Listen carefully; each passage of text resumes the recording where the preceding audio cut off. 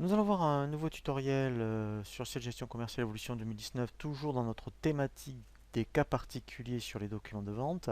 Cette fois-ci, nous allons voir ce qu'on appelle les bons de livraison partiels. Donc là, le cas de figure, c'est d'apprendre à gérer les reliquats clients lorsqu'on peut livrer partiellement une commande, et après on va voir effectivement comment donc soit passer, je dirais, le solde, soit éventuellement clôturer une commande si le client ne souhaite pas donc attendre, je dirais, la livraison ultérieurement. Donc, dans un premier temps, on va passer une commande. Donc ici, je vais faire exprès. J'ai donc un article où j'en ai un en stock et le client va m'en commander deux. Donc, je vais prendre donc l'article ciel paye évolution. Voilà. Donc ici, en fait, j'en ai vraiment qu'un en stock. Donc le client m'en commande deux. Voilà. Vous voyez, donc là, il me le dit qu'elle était insuffisante. Vous voyez, article donc 1 disponible. Donc là, je fais OK. Donc là, en fait, ce que je fais, donc ici, alors donc là, je génère ma commande, il n'y a pas de souci. Ce que je vais faire, en fait, donc je vais faire exprès d'en livrer un et de dire qu'en fait, en reliquat, il m'en restera un. Donc pour cela, quand je suis sur ma commande, quand je fais transférer ici, j'ai l'option, vous voyez, on ne va pas prendre transférer en livraison, on va prendre transférer en BL livrable. Voilà, ça veut dire que là, en fait, vous voyez, je vais cocher ici l'option autoriser la livraison partielle. Donc là, je fais OK. Voilà. Donc là, eh bien, en fait, je vais en livrer qu'un. Donc là, si je vérifie maintenant dans les bons de livraison, voilà. Ici, vous voyez, j'en ai un donc en livrable. Donc là, après, on verra justement donc pour facturer les deux. Donc là, mon client éventuellement est d'accord d'attendre 48 heures. Donc là, eh bien, ce que je vais faire, alors je vais le faire rapidement.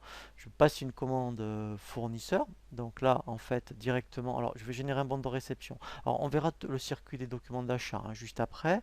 Donc là, eh bien, je commande à ciel. Voilà, donc je vais prendre ciel paye évolution. Voilà. Donc je vais en prendre allez, deux. Voilà. Donc là, je vais vraiment en avoir donc du coup deux en stock. Voilà.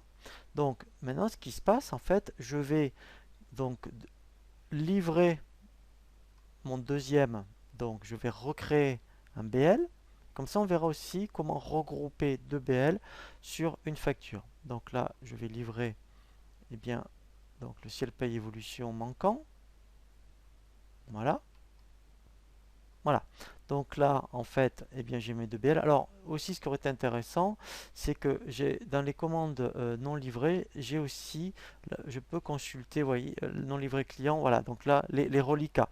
Donc là, aujourd'hui, je peux le faire une fois par semaine, par exemple, par client ou par article. Là, c'est mieux par client, comme ça, vous saurez pour chaque client ce qu'il y a en reliquat. Et comme ça vous permet de suivre tous les reliquats clients. Vous voyez, voilà. Donc là, ici, effectivement.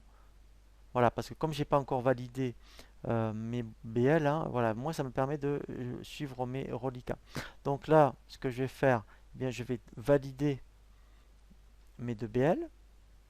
Voilà. Donc là, je sélectionne mes deux bons de livraison, je valide. Voilà. Et en fait, ce que je vais faire après, c'est que je vais transférer directement. Vous voyez, transfert groupé en facture. Voilà, comme ça, si vous avez le cas, vous verrez comment ça se présente. Donc là, je fais OK. Voilà. Et là, maintenant, si je consulte donc, mes factures, voilà, voilà.